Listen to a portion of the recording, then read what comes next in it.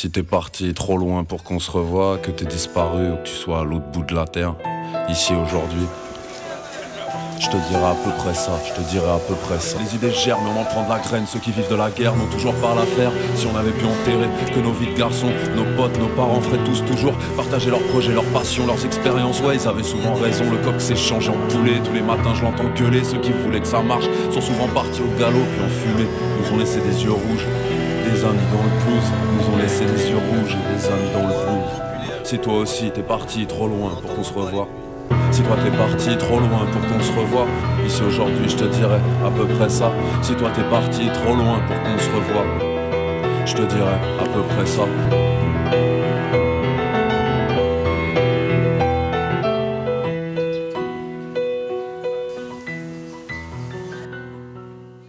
Je m'appelle Lamia Essemlali, je suis présidente de Sea Shepherd France et chargée de mission pour Sea Shepherd Global.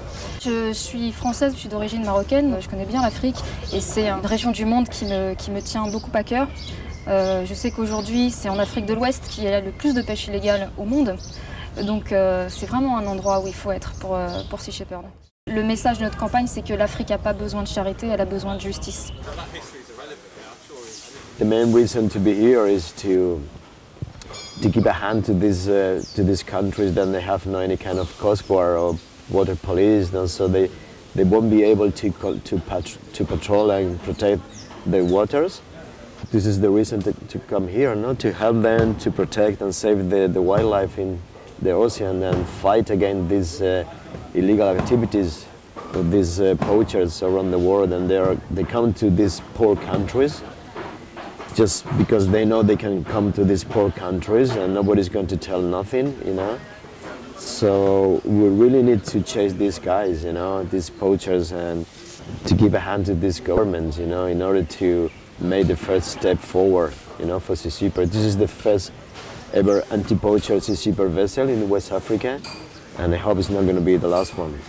C'est vrai que contrairement à l'Antarctique ou à la haute mer, là il s'agit d'agir dans des eaux territoriales et donc en partenariat avec les gouvernements.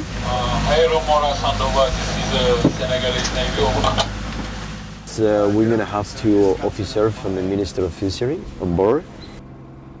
The idea is just chase them, you know, take as much information that we have. We're going to take footage, pictures, all the information from the illegal activities, the name of the ship, the IMO number, register numbers, you know, the flag, the port, you know, the home port of the ships, as much as information as we can.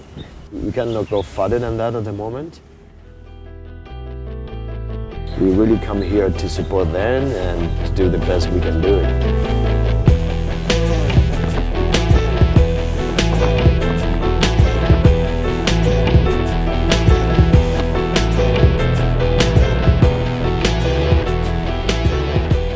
Un bon membre d'équipage sur les bateaux de Sea Shepherd, c'est quelqu'un qui n'a pas peur de mettre de l'huile de coude, travailler dur. C'est vraiment pas une croisière. Souvent on travaille dans des conditions difficiles. Le critère essentiel, c'est vraiment la passion et le courage et la capacité à travailler en équipe. Déjà, si on a ça, on a de bonnes chances d'être un bon élément. Après, effectivement, les bonus, c'est les gens qui ont des capacités en navigation, puisque même si la plupart des membres d'équipage sont des volontaires, il nous faut pour des postes clés des professionnels, comme le capitaine, le chef mécano. Il n'y a pas beaucoup de gens qui ont les qualifications pour faire ce qu'ils font. Ils apprennent quand ils arrivent sur le bateau, mais la différence, c'est qu'ils sont contents d'être là, ils veulent aider. Et peu importe ce qu'il y a à faire, ils veulent le faire. Et donc, ça fait que tout le monde est content de travailler ensemble, dans la même famille.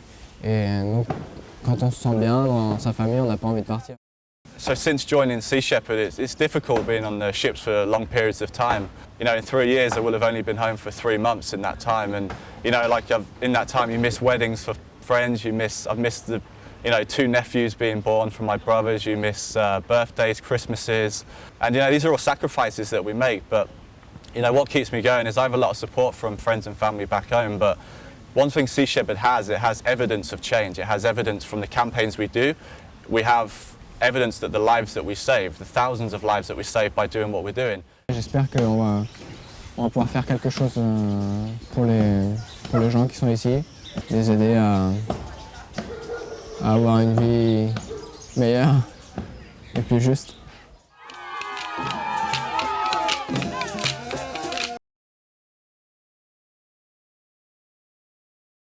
De cette campagne de l'opération Sounugal, ça a été ma rencontre avec Haïdar El Ali, qui à l'époque, donc c'était il y a à peu près 3 ans, était un activiste, donc il n'était pas encore au gouvernement.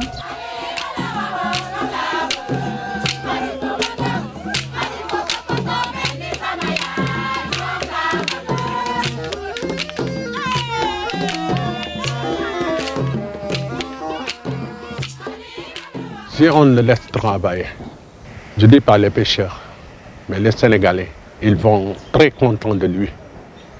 Parce que je le connais très bien. Tu sais, c'est moi qui l'apprends à pêcher, à connaître la mer aussi. On a tout fait pour essayer de régulariser les débordements avant qu'il est ministre. Tous les pêcheurs, ils le connaissent. Ils connaissent qui est Haïdar.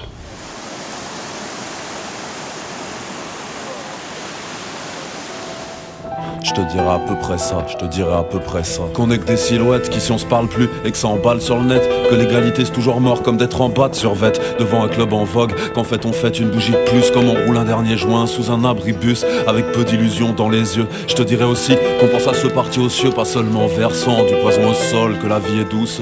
Comme la skunk que je tousse, c'est toujours pas ça qui me rend pisse. Mais bon passons, les enfants, des amis grandissent, ah oui, les petites salles se remplissent.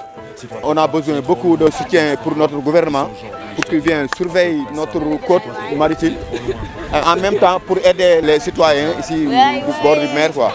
Oui, c'est ça ce que je dis. Il y a un travail de conscientisation quand même à faire auprès des pêcheurs, surtout qu'ils voient bien ce qui est arrivé ailleurs. Vers les années 1960, les pêcheurs de Saint-Louis, s'ils vont en mer, la période des tassergales. C'est des gros poissons qu'on appelle tassergales. Il fait 5 pêcheurs, il peut faire 1000 à 1500 pièces pour une journée. Je peux te dire, un pêcheur, d'origine pêcheur, ça fait à peu près de 5 ans ou 6 ans. Je n'ai pas vu un tassergale.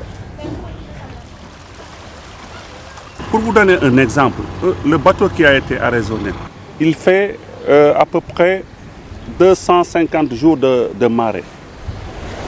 Et en général, nos chiffres même nous confirment qu'ils font 300 jours de marée minimum en mer.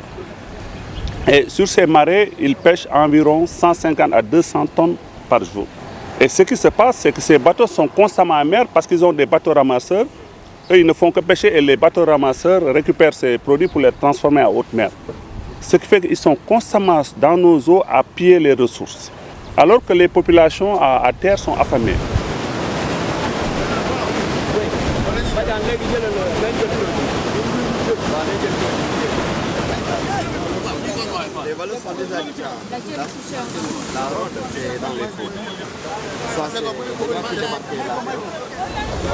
Bonjour, je m'appelle Madame Aoudigal. Je suis transformatrice de poissons. Aujourd'hui, dans les sites de transformation, vous voyez qu'on n'a plus rien à transformer. Le poisson occupe une place importante dans l'économie nationale parce que c'est des communautés qui n'ont comme moyen d'existence que la pêche. Nous nous approvisionnons et nos maris migrent vers d'autres pays et nous laissent. Ils s'enlisent là-bas ou bien ils reviennent les mains vides. Donc nous avons toujours mené le combat et nous continuerons à mener ce combat. Ici au Sénégal, l'opinion publique est assez alerte pour dénoncer ces pratiques. Donc ces bateaux sont allés dans des pays plus faibles, notamment la Guinée-Bissau, pour se mettre à côté, pour venir piller la nuit, en tout cas avec des bateaux qui sont cachés, sans numéro et autres. Vous allez prendre un pêcheur artisan, il ne sait pas quelle est sa responsabilité réelle. Lui, son souci, c'est d'aller chercher du poisson et de quoi manger. L'industriel, son souci, c'est de faire tourner son entreprise. L'État, c'est d'avoir des contrôles et de retirer le maximum d'argent sur ces contrôles. D'un point de vue économique, il y aura plus de rentabilité parce que l'argent gagné par ces pêcheurs et par ces populations sera réinvesti dans le tissu économique local. D'abord, scientifiquement, ça ne tient pas la route parce qu'on ne doit donner des licences que sur la base du surplus de stock. Et toutes les études scientifiques ont montré qu'il n'y a pas de surplus de stock. Et deuxièmement, le régime précédent avait dit qu'ils avaient engrangé 500 millions de francs CFA. Le retour en investissement est très rapide parce que s'ils investissent 500 millions en licence, ils peuvent gagner en une journée 500 millions. Le calcul est vite fait. Et troisièmement, ces bateaux étrangers, soi-disant qu'ils ont plus de capacité de pêche. Effectivement, ils ont, mais ils ne savent pas où les mettre. Parce qu'il n'y a plus de poissons dans leur mer ou les mers sur lesquelles ils pêchaient. Donc ils reviennent prendre ça sur les mers où ils pensent que les gens sont économiquement faibles et peu. C'est nos ressources. Nous avons décidé de les exploiter pour nous-mêmes. On n'a pas besoin d'eux.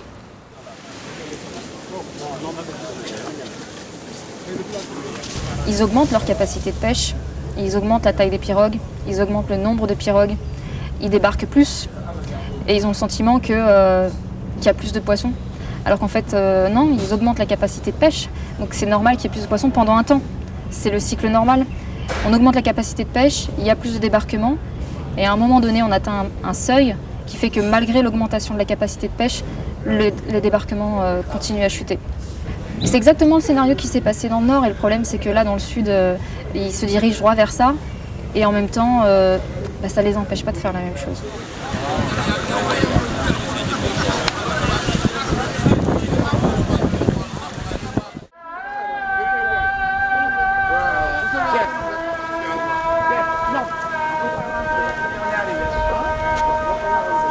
Vous savez, on a passé un temps pour connaître la nature, l'environnement, la ressource halieutique, forestière. On a eu un temps pour connaître tout ça. Ensuite, un temps pour sensibiliser les gens, à leur dire, voilà, il faut faire ceci, il faut faire cela. Et après, moi, je suis allé plus loin. Je me suis dit, bon, je ne veux plus dire, il faut faire ceci, il faut le faire. Moi-même, je vais le faire.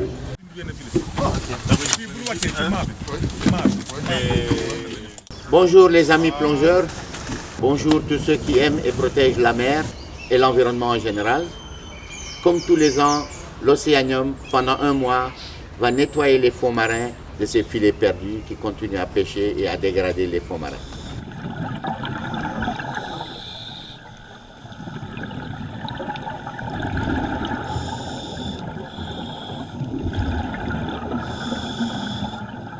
On n'a plus le temps. Il faut aujourd'hui passer à l'action. Et quand vous passez à l'action, tout de suite, vous devenez un activiste. Des études montrent que le Sénégal perd 150 milliards de francs tous les ans du fait de la pêche illégale.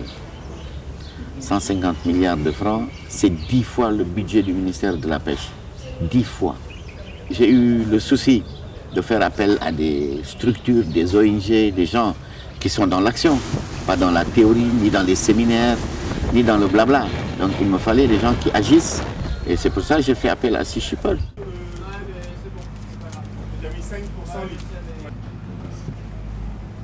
On vient de trouver un bateau chinois qui s'appelle le Yangmiu qui n'a pas de licence de pêche au Sénégal.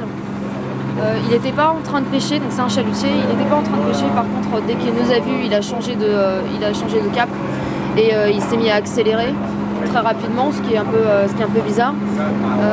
Par contre, comme il n'est pas en train de pêcher, on ne le prend pas en flagrant délit de pêche, a priori on peut rien faire.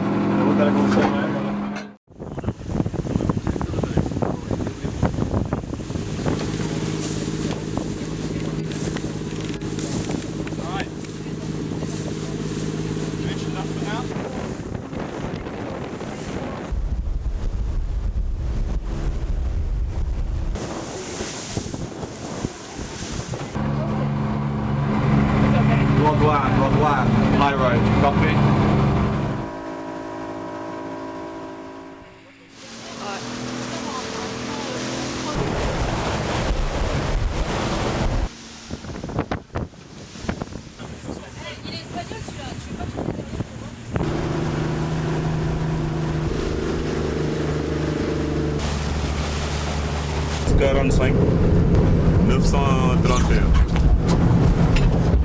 Je savais que c'était difficile en mer d'aller pour 4, 5 et 6 jours traquer des bateaux pirates en mer. Moi, je l'ai fait. On n'a pas dormi ces nuits avec ces trous, les vagues et tout. Moi, ça, je l'ai fait. Et j'ai aimé, moi, de le faire. Parce que c'était uniquement pour le faire, pour rien du tout, mais pour que le poisson qui est chez nous mais soit à nous. il y en a moins. Parce que si tu vas dans les quelques villages de pêche, ou là où tu veux, là, les gens ils sont un peu regroupés sur plus de choses et plus de détails que pour préserver la mer.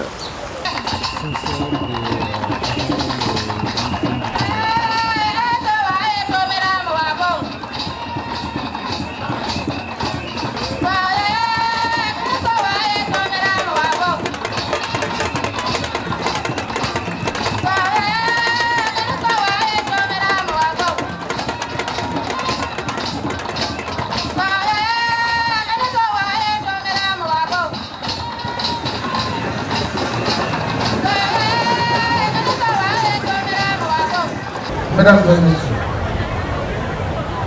le sous-secteur de la pêche contribue de façon déterminante au développement économique et social national.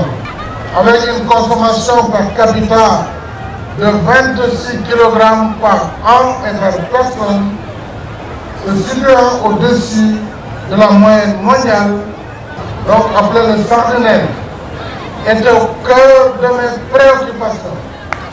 Et je peux vous dire tout mon engagement et l'engagement du gouvernement, de votre ministre de la Pêche, Ali Haïdar, que je félicite du reste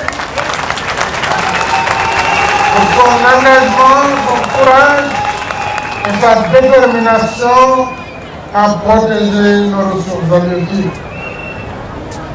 Toutefois, force est de reconnaître que la pêche traverse une crise sans précédent.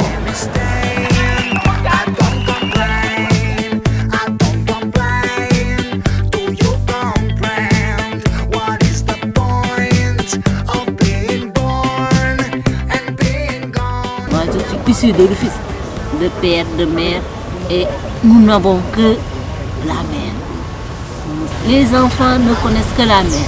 Aujourd'hui, s'ils n'ont plus rien, ils n'ont pas d'autre métier, ils sont prêts à mourir dans la mer parce qu'ils n'ont plus d'autre issue. C'est un problème très sérieux qu'il ne faut pas négliger.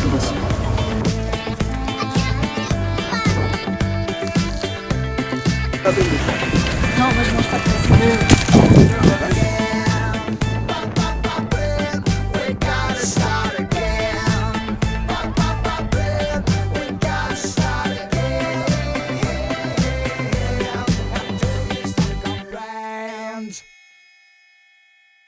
J'ai longtemps cru que l'Afrique était un continent pauvre, parce que c'est vraiment comme ça qu'on nous le présente. Quand on comprend que c'est un continent riche, la question qui se pose, c'est pourquoi est-ce que les Africains sont pauvres? Si l'Afrique est pillée aujourd'hui, c'est parce que des régions du monde, comme l'Europe et l'Asie, consomment trop de poissons. On a épuisé les espèces de poissons au large de nos côtes. Aujourd'hui, les poissons, on va les chercher là-bas. On va les voler, littéralement, aux pays les plus pauvres du monde. C'est une poudrière. C'est une poudrière, ça devient un terreau fertile aussi effectivement pour le terrorisme, et ça peut être récupéré après par des seigneurs de guerre. Arrêtez de piller l'Afrique.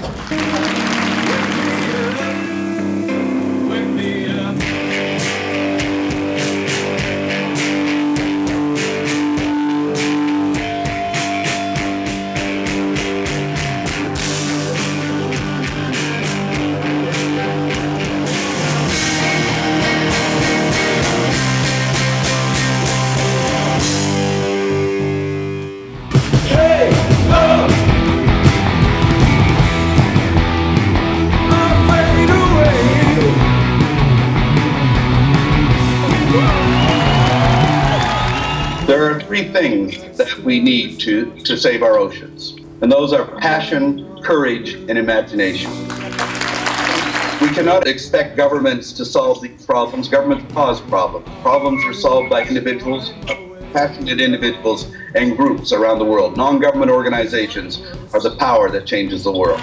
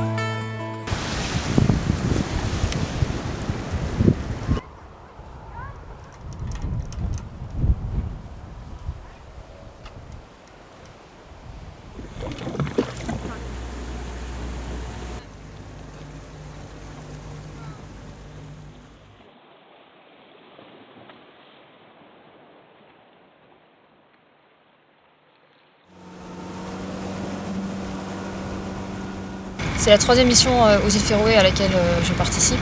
Sea Shepherd travaille sur cet enjeu depuis 1984. Ce qui se passe ici, c'est aujourd'hui devenu le plus grand massacre de mammifères marins en Europe.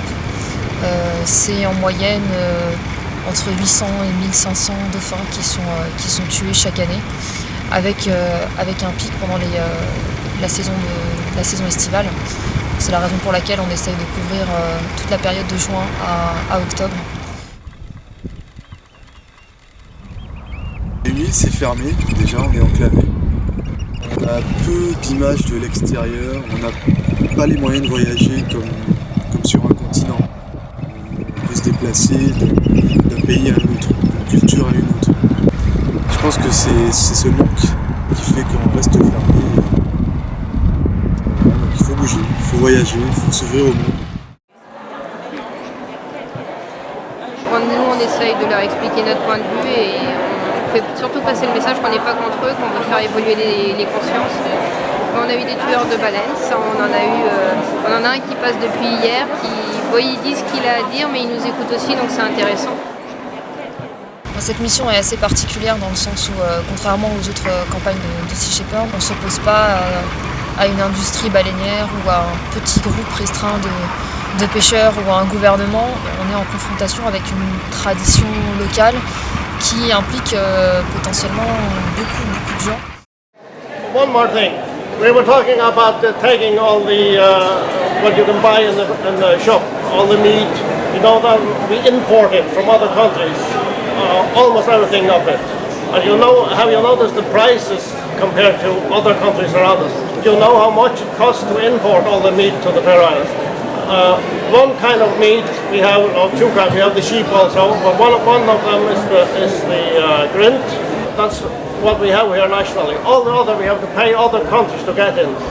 Yes, so and you export a lot of fish as well. You are just part of globalization. Yes. That's the rule. It's not cheap.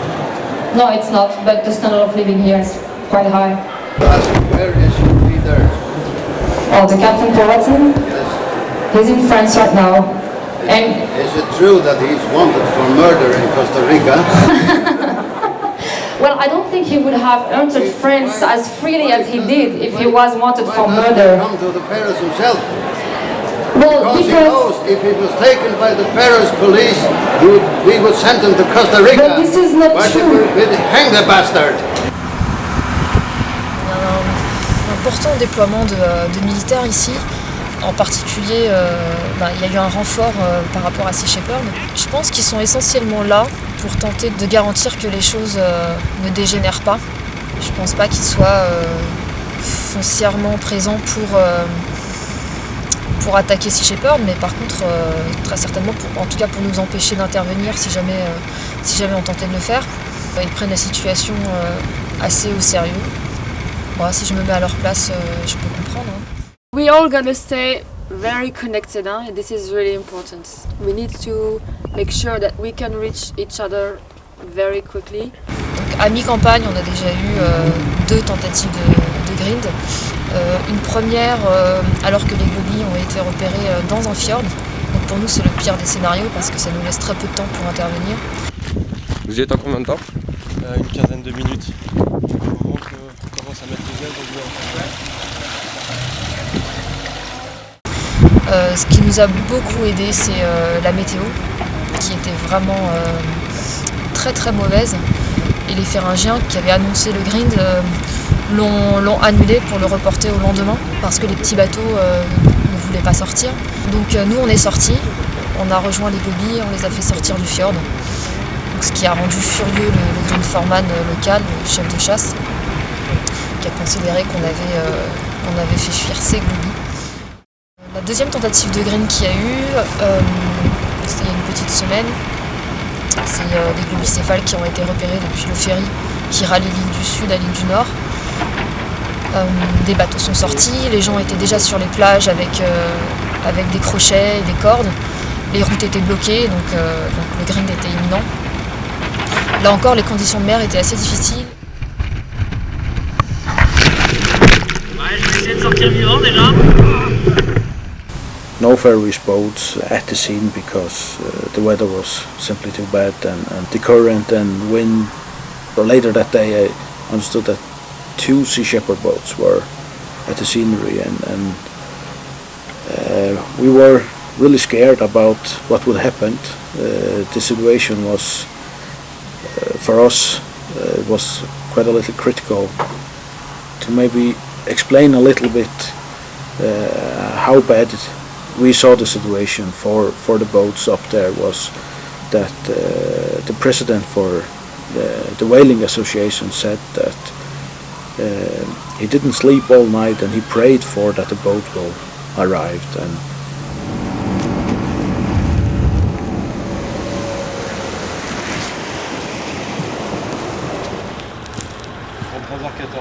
23h14.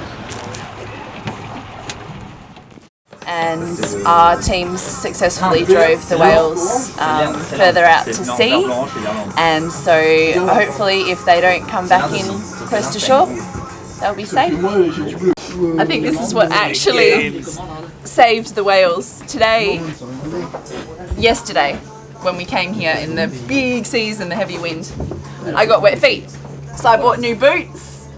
We decided that take 2. So you've got new boots on? No, wait. This is serious. Oh, sorry.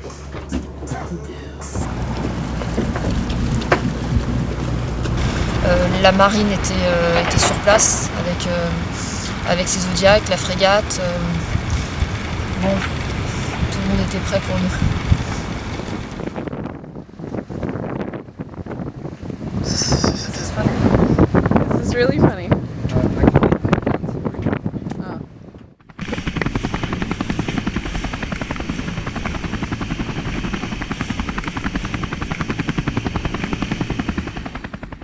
Nous, au niveau de l'équipe maritime, le principal désagrément qu'on a eu, c'est le blocage des rampes d'accès à la mer.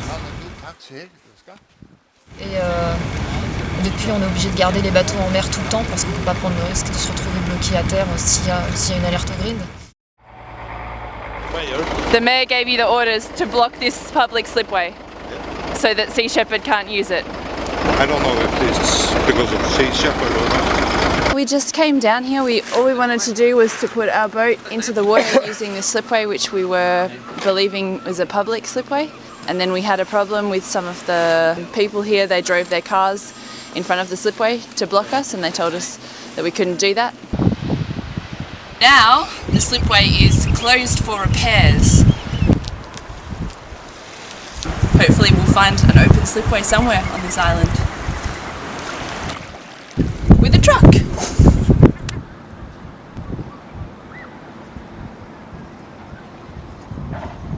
I think we need to be very careful on this island. I think there is the possibility that they're going to try to have a grind here because they're making it so difficult and spending so much energy and time on trying to prevent us from entering the water with our boat or exiting the water using any of the slipways. So we need to be careful.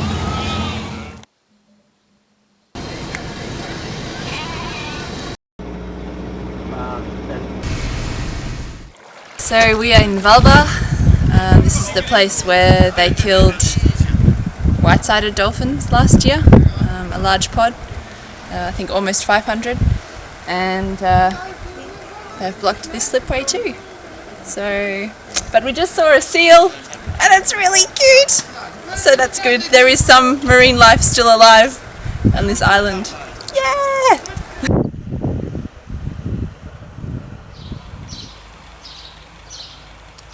We called about our boat that is taking water into the hull, and we were informed that some police could help us to clear a slipway so that we can bring the boat out of the water. Must I call him, or he's going to call me? Is there a yarn? It's nice to hear your voice because I called and they said no, there's no yarn last time. Correct.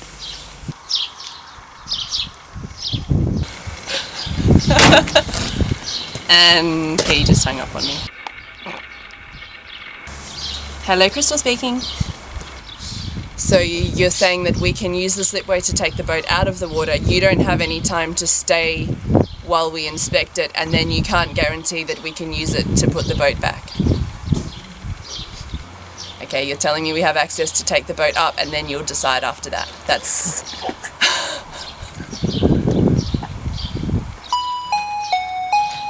Okay. He's checking. Correct, yes.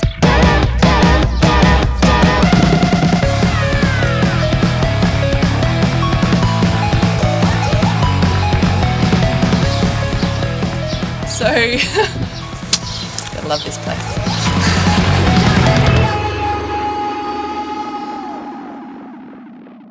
We have the 7 communities, and then we have the government. And the government has, what's it called? Decisions. Overrides those decisions. Yes. Yes. Communities take decisions. If people are not satisfied with the decisions that communities take, they can complain to the government. Basically, we've just taken a survey of the island, of all of the slipways on the island, so that we can understand what the situation is for us. The closed slipways, you have to ask the communities or write to them. I'm aware of it can take time, but then they have to give you an answer. And depending on the answer, if the answer is that it's a question of regulating the driving and going on the area, then it's a police matter. If they say we don't want Sea Shepherd to use this, then there probably is something with the law against FD. So that's what I'm trying to say. Depending on the answer from the communities. Personally, I think it's discrimination, but I can't approve it. We just had a meeting with the Chief of Police to discuss the slipway situation, and he's told us that it's an issue for the communities. If they come back and tell us that it's a case of discrimination, then the police have a case and they have the power to do something. But until then, they have no power to do anything about the box slipways. I think they have no idea what we're prepared to do to save pilot whales and stop the trend.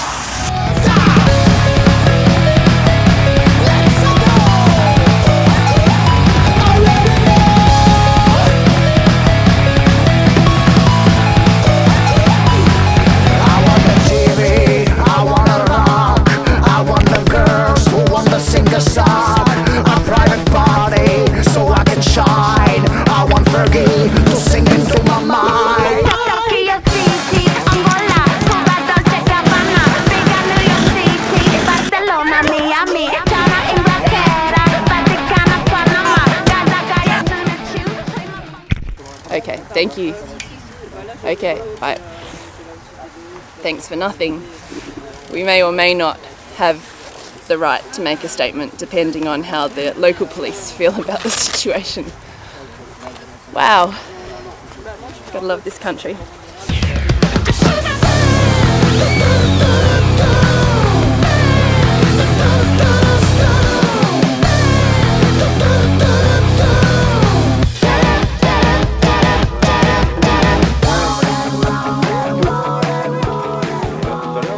On est très contents, d'autant plus que Eugène et moi, on est le parrain et la marraine de ce bateau, le bateau ambassadeur de Sea Shepherd.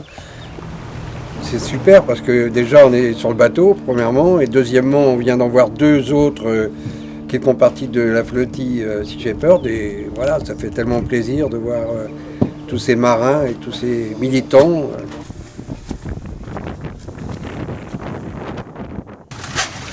On espère que cette opération portera ses fruits. En fait, c'est un problème de génération. Les vieux mangent encore du globicéphale, ils trouvent ça bon. Les jeunes, ça les dégoûte un petit peu.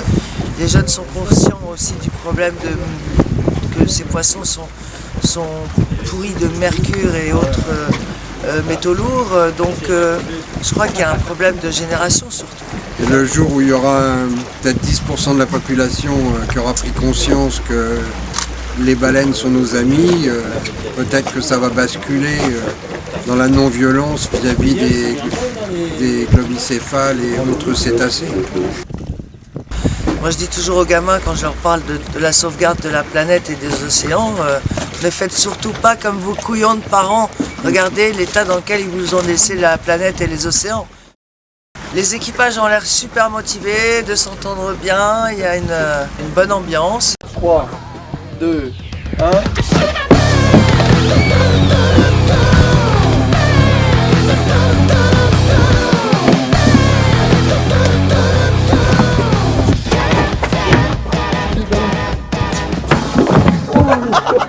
Je pense qu'ils ont tous hâte de passer à l'action et de voir les premiers globicéphales se pointer à l'horizon. On fait des épissures, parce qu'on a récupéré différentes longueurs de gouttes sur la côte pharyngienne et dans l'eau. On les regroupe en faisant des épissures pour avoir une grande entrave d'hélice, pour pouvoir mettre dans les hélices des méchants pharyngiens quand ils feront un grain, c'est-à-dire probablement ce week-end.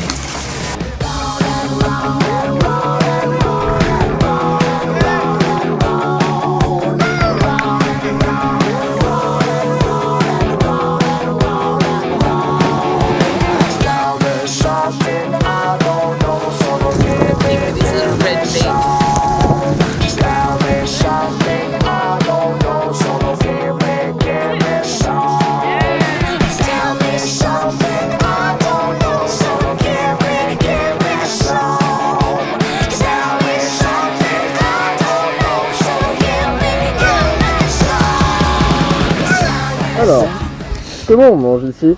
Froid, avec et en mettant sur le pantalon des copains. Bravo Antoine. Oh là là là là là là là là là là là. Les cheveux. Froid. Ça c'est parce que le navigateur, tu vois, il a oublié de prendre la bouffe aujourd'hui. Ouais, il a pas fait son boulot. Et donc du coup, on bouffe tous de la merde. En plus, il se pète la gueule. Allez, c'est ça qui va payer leur bon, retraite. Hein. Moi je vais t'en laisser parce qu'il veut pas t'en laisser là. Bon bah on va bouffer des graines hein, maintenant. Je ne mange pas de graines.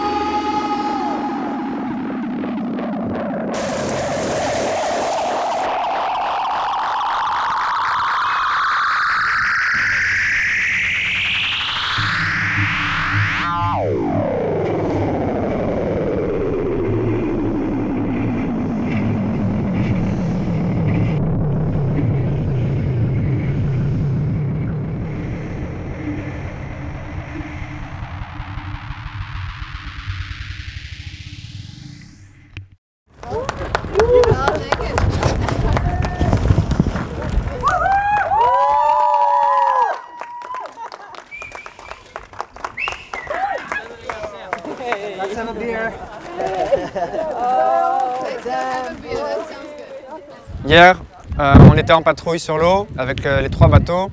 On reçoit un appel de Rosie et en fait il se trouve qu'il y a un green qui va se passer dans les 30 prochaines minutes à Sandoy. Les baleines sont à 200 mètres de la plage. Le tunnel, rien ne tombe du ciel. Alors nous on se dirige à fond sur la plage. On arrive là-bas mais c'était déjà trop tard. Mon trajet dans un couloir, au bout il y a la lumière. D'ici là, je veux tout voir. J'ai fait ce grand Et nous, notre ordre, c'est de ne pas intervenir si c'est déjà un moment fatidique du massacre. Donc on s'est mis en stand-by.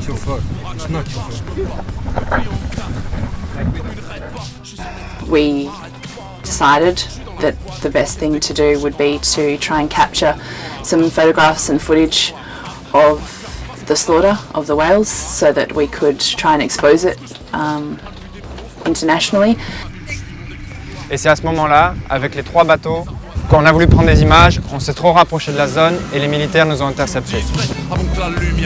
The Danish Navy boat came blasting towards us at very high speed, and we could see that they were obviously not happy with us being there, so they chased us down. Le tunnel, rien ne tombe du ciel.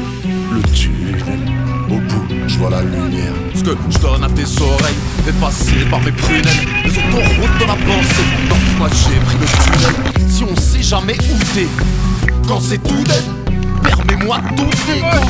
Tu dis tunnel.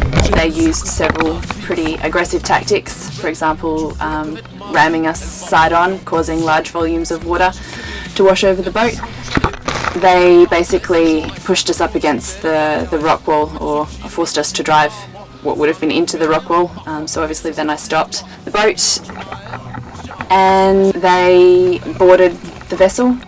They made us kneel. I was with 2 others, and they made us kneel at the front of the boat, looking directly forward and with our hands on the railing, whilst they then drove the boat into the harbour. Sur mes plaies, j'ai mis du sel pour ne pas t'oublier. Lay down, lay down. And as you know, this is the Danish police, you're under arrest. Turn off the cameras right now. I think to begin with, the whole thing was a bit of a shock, and obviously we all felt as though we'd failed, because we were arrested, because the whales had died, because we lost our camera equipment, we lost the boats. We were the criminals while the Faroese were celebrating. Their children were riding the dead whales, and the Danish military were supporting this Faroese practice, which I guess is not widely understood or known about around the world. So the biggest thing is the fact that 33 pilot whales died on that beach, and it was one of the most brutal and gruesome things I've ever had to witness.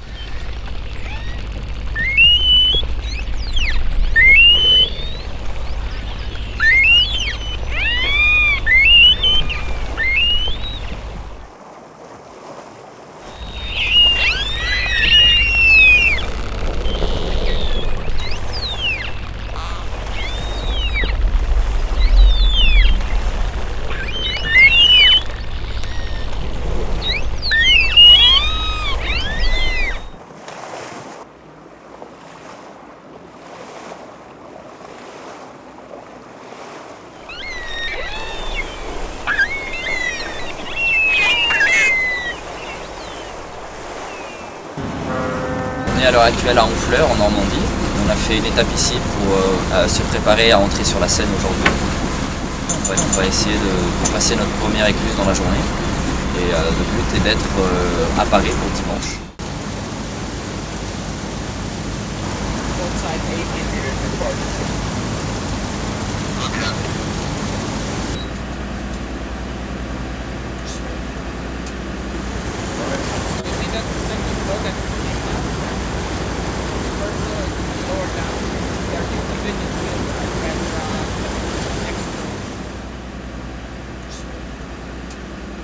Au milieu sans problème, puisqu'on est sur un sens unique.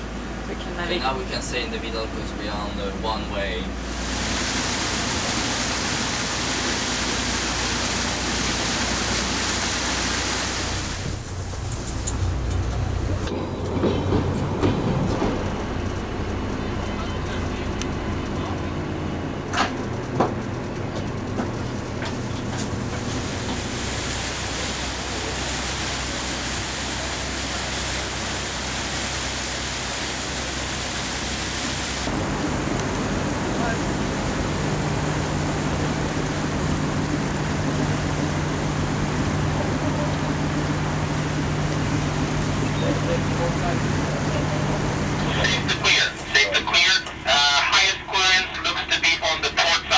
Il s'agit du Brigitte Bardot maritime, trimaran 14 mètres de large.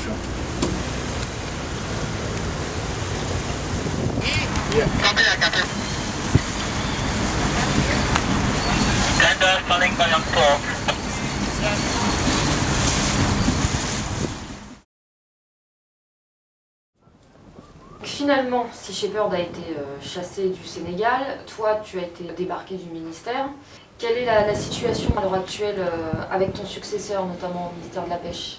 Quelle est la situation des pêcheurs sénégalais? Bon, mon successeur est un pur produit de la politique qui ne connaît rien à la mer. Donc ça, c'est dommage, c'est très dommage pour la ressource parce que je pense qu'il y a des postes comme l'environnement, comme la pêche, qui sont des postes techniques et il faut là des gens qui ont une connaissance des problèmes et de la mer et de la ressource forestière. Je suis convaincu qu'il va être manipulé et trompé par ceux qui profitent du système. Je ne crois pas que le président subisse des lobbies, mais enfin, c'est des gens qu'il voit une fois par semaine et qui lui expliquent donc à chaque fois leurs propres intérêts.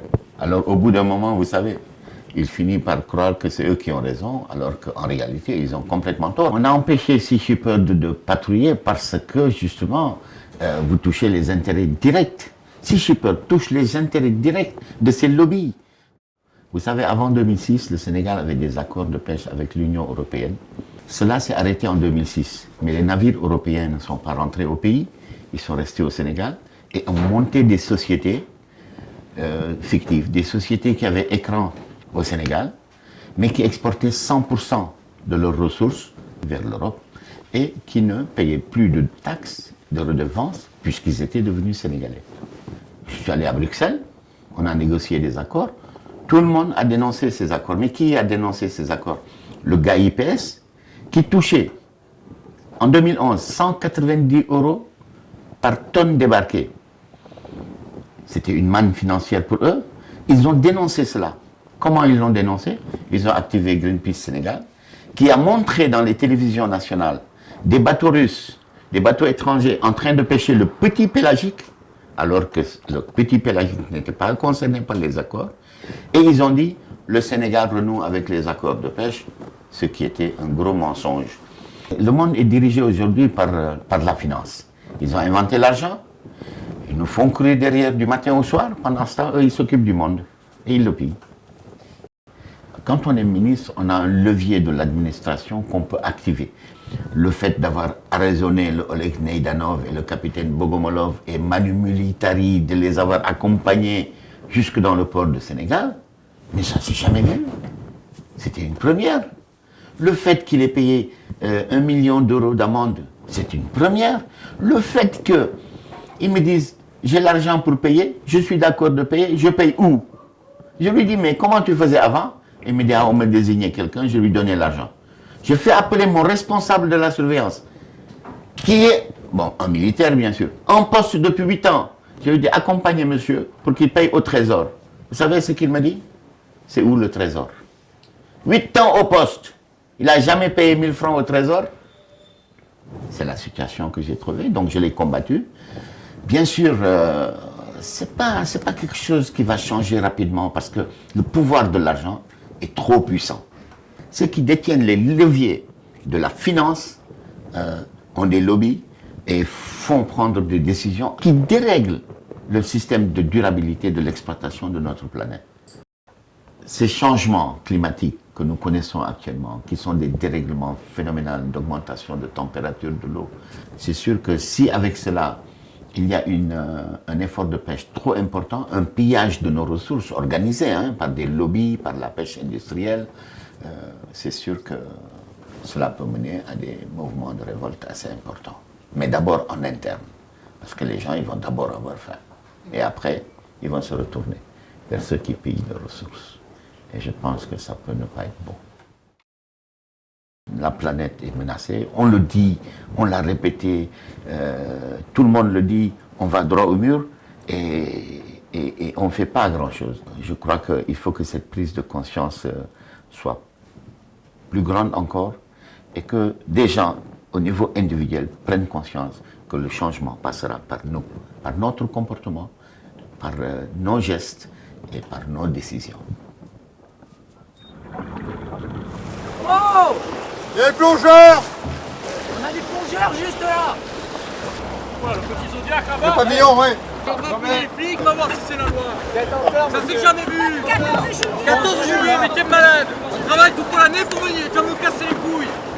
Je vais pas toute l'année, il y en a des plongeurs! Toute l'année, il y a des plongeurs! Il y a des plongeurs, il y a des écoles plongeurs!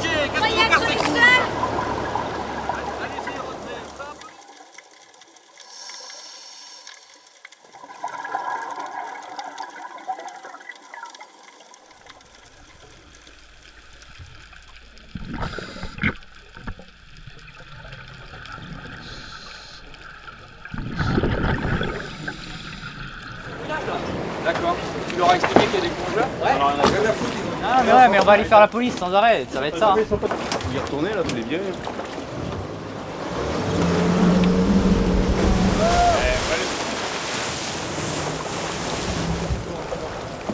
On essaye, si on y arrive. Oh la merde. Ah, salope. Ouais, il y a pas de ça. Ah, on s'en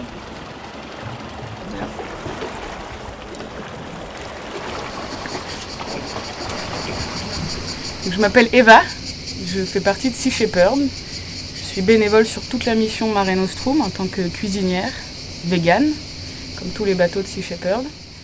On a reçu plein de légumes, frais, des aubergines, des choux-fleurs, des courgettes, des tomates, un peu d'ail. Et voilà, c'est chouette, on va pouvoir manger vitaminé. Je suis marseillaise, née ici, j'ai grandi ici aussi.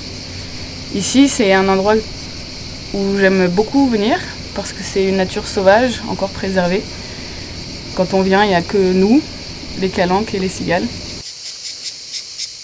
Et j'aime bien venir ici parce que c'est une belle vue sur Marseille, ma ville natale, mais aussi la mer Méditerranée, notre mer, à nous, Marseillais, Mare Nostrum.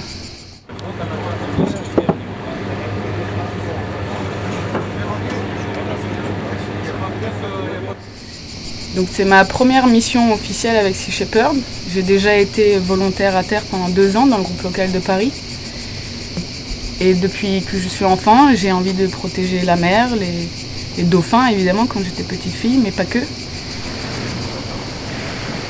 suis très fière d'être marseillaise, je suis très enracinée ici et j'ai envie de faire découvrir aussi la beauté de tout ce domaine de Marseille qui a souvent eu une mauvaise réputation, d'une ville sale, d'une ville haute criminalité.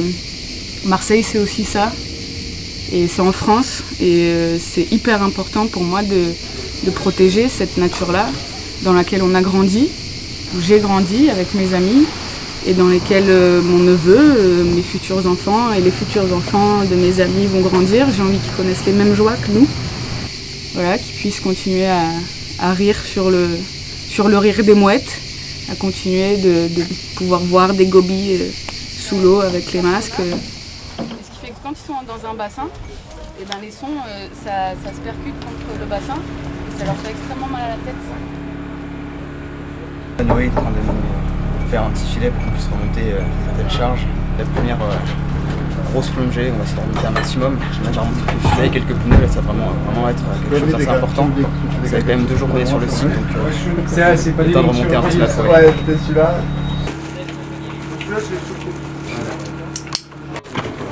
Avec le sécateur,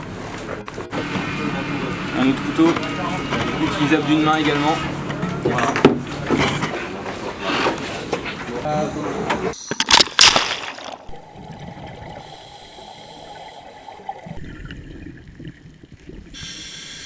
J'ai été très émue quand on a sorti tous les pneus il y a 2 jours au Frioul.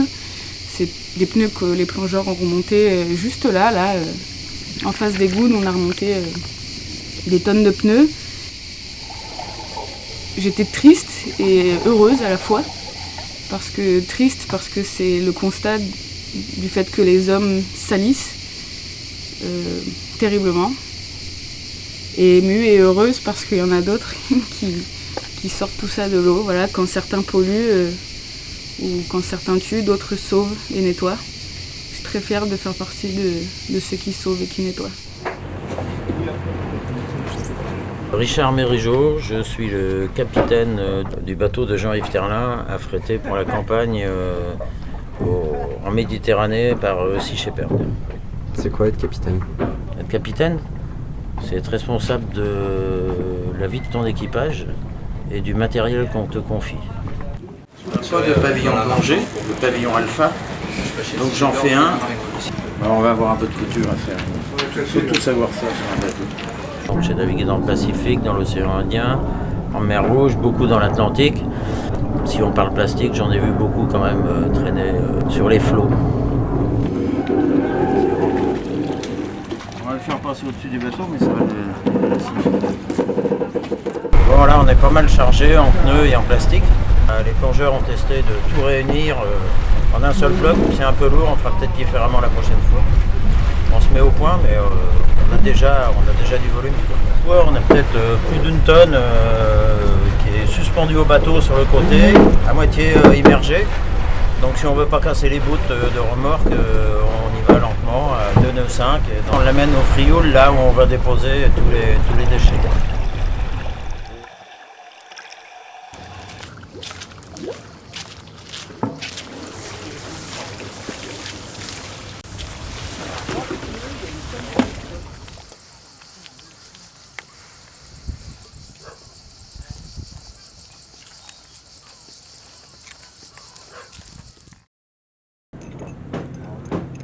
C'est parti.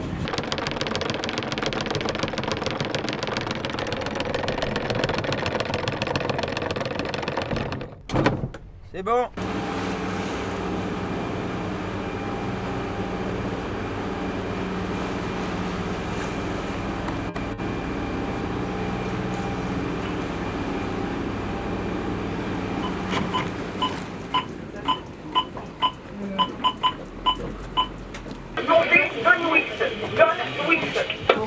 Il y a un accident de plongée quelque part.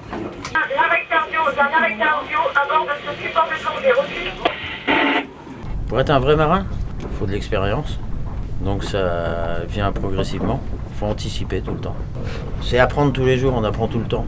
C'est toujours différent, la mer, les endroits sont différents, les populations que tu rencontres sont différentes, les bateaux sont différents.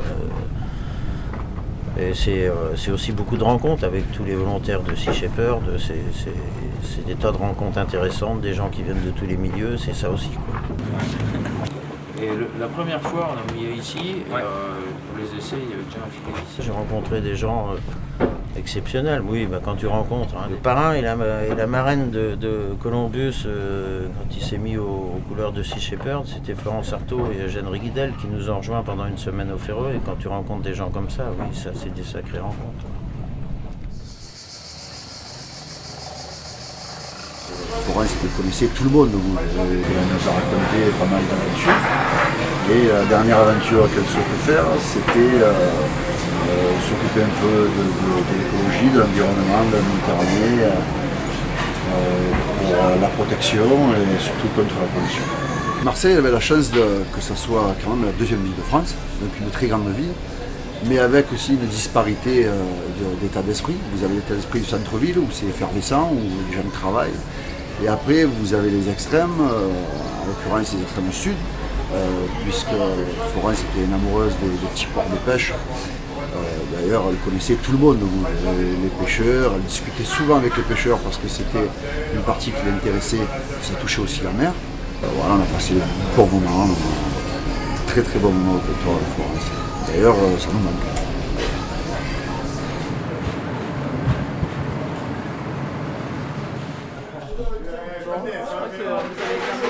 Le plus ancien des pêcheurs des Goudes. Il est là. Ça va, en forme?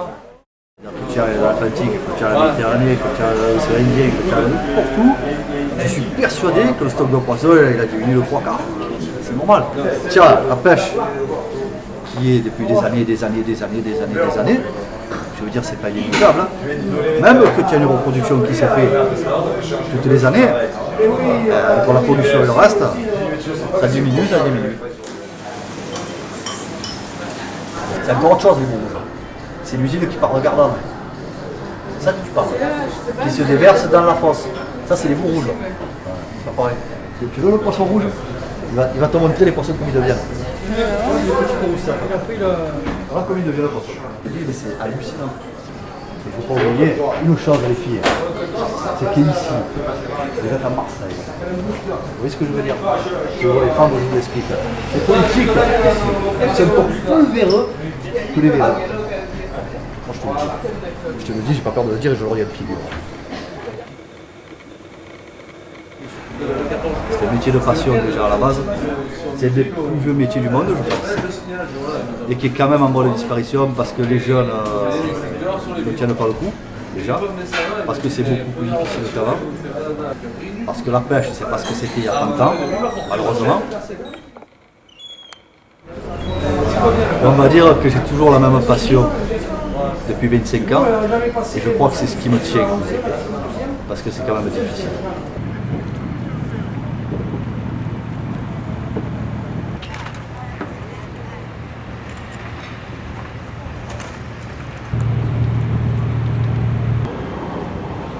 Voilà, il fait 1,2 kg, ça fait 10 €. Regardez, il faudrait même plus, ça ferait même 10,80 €. 10 €, ça va? Allez. Il tourne la tête? Oui. On pratique, on appelle ça un filet en 3 mailles qu'on pose au fond. Le 3 quarts du poisson, c'est rascasse ou jugé. Un peu des bois, après il y a toujours un peu de poisson qui se graffe, mais 80% c'est des rascasses, 20% de rouget. Et 5-10% de poisson d'or.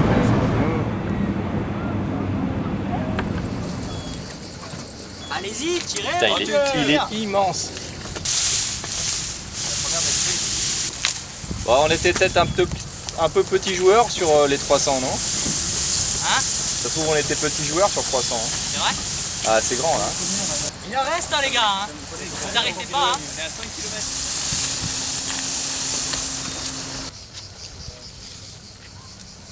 Il est x2 le truc. C'est x2 la longueur. Regarde. Il en a eu. Le filet repêché ce matin, c'est un filet trémaille. Il existe aussi des filets avec une seule couche de maille, donc on appelle ça un monofilament. Et là c'est du trémaille, donc voilà, c'est un engin de pêche très utilisé en Méditerranée. Il y a du poisson. Ah ouais. Sur l'été où il travaille. Ouais. Ça va venir après. Ah ouais. En fait, qu'est-ce que ça pêche, Mike? Du lieu jaune, de la dorade, du ça pêche du sard. Ouais. Ça pêche un peu de tout. Ça pêche un peu de tout. Ouais. Le trémaille, il laisse encore moins de chance que les autres. Ouais, c'est ça. Parce qu'une fois qu'ils sont pris, ils sont pris. Voilà. Ils s'en mêlent dans la première couche, s'ils passent la première couche, ils finissent dans les autres. Ah, on a bien vu. On les a récupérés à plusieurs endroits. Hein. L'arrêt, elle avait les trois parties sur elle. Ouais, l'arrêt, elle était bien emmaillée. Et, on a bien vu les marques que ça a fait des belles cicatrices sur le. Ça fait des gros. On la remet. Allez.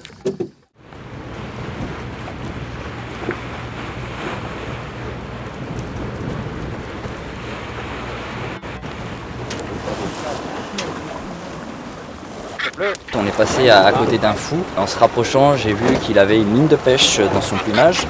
Une fois capturé sur le bateau, on s'est rendu compte que la ligne de pêche était prise à cause d'un hameçon qu'il avait avalé. On lui a raccourci le fil de pêche pour éviter qu'il se blesse et qu'il continue à s'emballer dans son plumage. L'hameçon est trop profond dans sa gorge, ce qui fait que moi je suis pas compétent pour le sortir. Il y a du couloir à travers un poisson qui était au bout d'une ligne et il s'est retrouvé avec un hameçon planté dans la gorge. Du coup là on le conduit chez un vétérinaire à Marseille.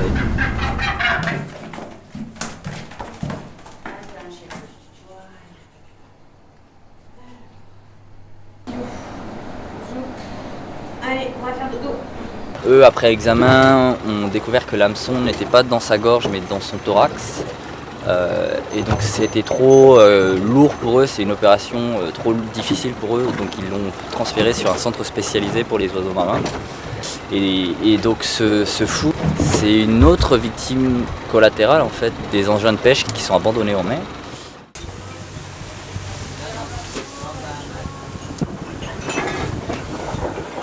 C'est un peu compliqué, parce qu'il y a beaucoup de houle. Et ben Jolie nous prépare un vomito à l'estalouquaise. Tout chaud, tout frais. Prédigéré. C'est là où. Tu peux vomir à tout moment. Pas dans la salade, s'il te plaît.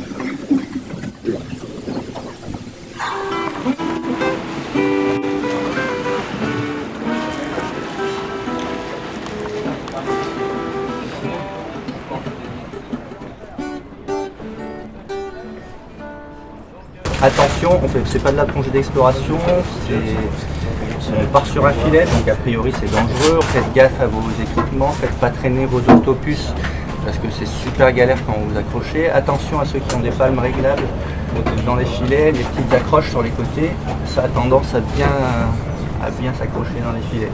Donc ce que je vous demanderais, c'est que dans chaque palanquet, vous en désignez au moins un qui surveille un petit peu les deux autres. On se donne une marge de sécurité de 50 bars pour remonter, mais vraiment 50 bars. Parce que quand on commence à quitter le fond, s'il y a le moindre merde, s'il y en a un qui s'accroche et tout, on en aura bien besoin. Sur les renseignements d'un apnéiste, on est le long de la digue du port autonome de Marseille, à l'extérieur du port, pour un filet qui ferait 800 mètres de long. Donc là, on a des plongeurs qui ont pu l'apercevoir depuis la surface. Donc là, ils sont descendus pour l'attacher, pour que nous on puisse tirer. Ils vont longer le filet pour s'assurer qu'il n'y ait rien qui est pris dedans, pas de gorgone, pas de coraux, qui ne soit pas bloqué quelque part. Ils vont détacher, s'assurer qu'il ne va rien détruire quand on va le relever.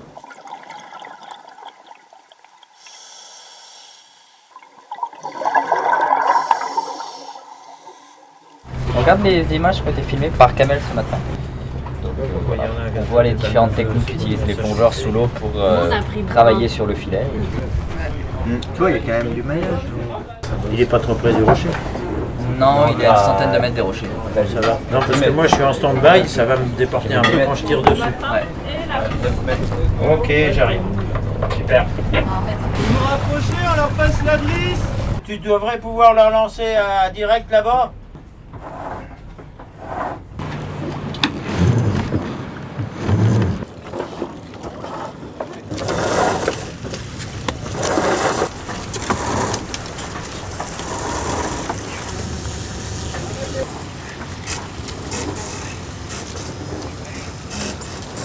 Comme ça. Ça y est, on est prêt, on y va. Yes. Ouais, voilà. Attention les pieds.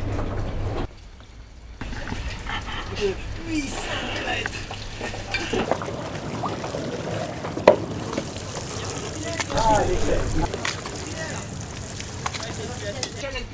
C'est bon, Richard, tu peux y aller. Ça s'appelle faire des créneaux au large.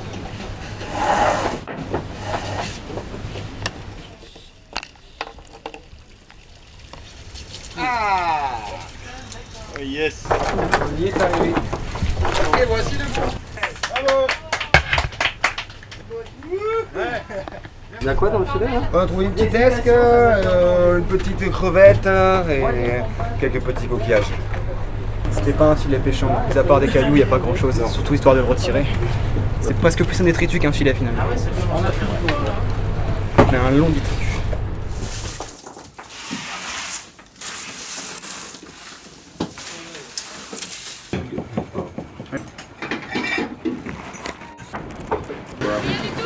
Non, rien du tout.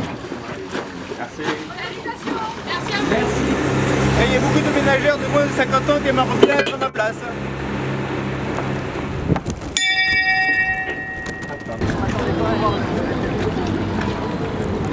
Bon, ça file au corps, tout comme ça, tu fais gaffe. Vous n'avez pas de facial? Non. On la douche avec du Septivon, les oreilles aussi surtout. Moi je peux en parler, je sais ce qu'à faire, je travaillais quelques fois dans le tour. J'étais un étage. Mais je mettais le casque. Là on a plongé dans le Vieux-Port à Marseille. Donc on s'attend à avoir peu de visibilité, pas mal de déchets, peut-être quelques filets. D'emblée, par rapport à ce qu'on nous a déjà dit, c'est du macro-déchet. Donc ça va du sac plastique aux bouteilles, aux canettes de bière, aux caddies de supermarché. Et certainement après des choses un peu plus grandes, des bouées percées, des pare-battages percés, perdus et autres. Et les difficultés, ça risque d'être la visibilité.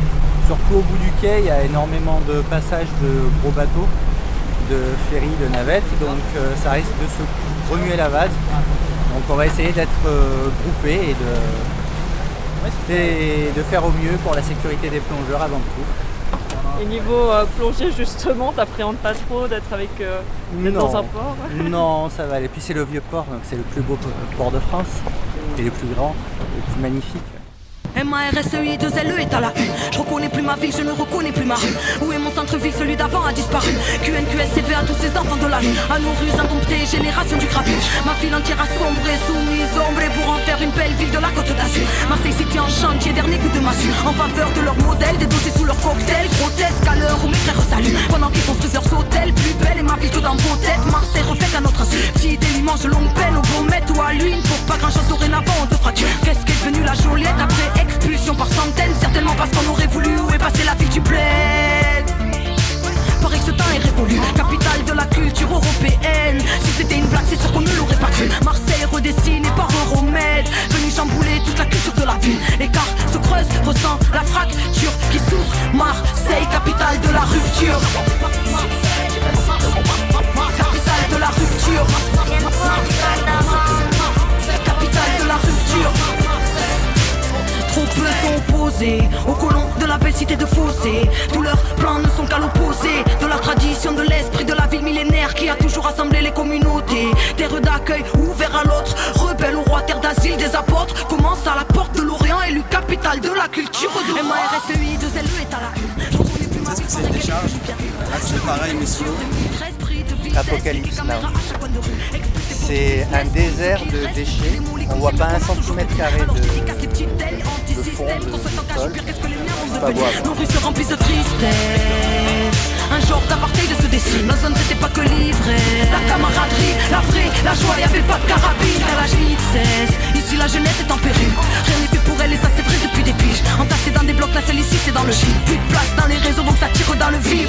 Refont nos quartiers et nous virent. Pendant que la misère s'accroît, tranquille se pavanent les touristes. Pendant que mes frères sont au placard, partout les caméras nous fixent. Pour mieux aseptiser chaque place et l'identité de la ville. Au Quai des Belges, elle était déjà pas terrible, mais là, on voyait pas ces palmes. C'est un peu compliqué. C'est triste, mais encore une fois, l'homme laisse son empreinte. Et pas toujours la meilleure. 35. Je mesure juste pour savoir si le filet a des petites mailles, c'est souvent qu'il est illégal. Voilà, on se rince les oreilles, on va se nez. L'eau est pour sale, que si on ne rince pas, on va choper une infection assez rapidement. On va prendre une bonne douche désinfectante, je pense. Et prier pour pas avoir de gastro. Et voilà.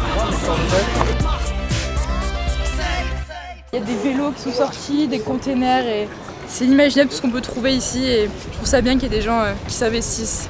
Je me dis que les jeunes, même pour au niveau des soirées, dans le quotidien, il faudrait qu'ils changent peut-être leur comportement, mieux réagir, s'investir autrement. Il n'y a pas assez, je pense, de prévention et c'est justement bien qu'il y ait des actions telles que celle-ci pour nous encourager à changer de comportement.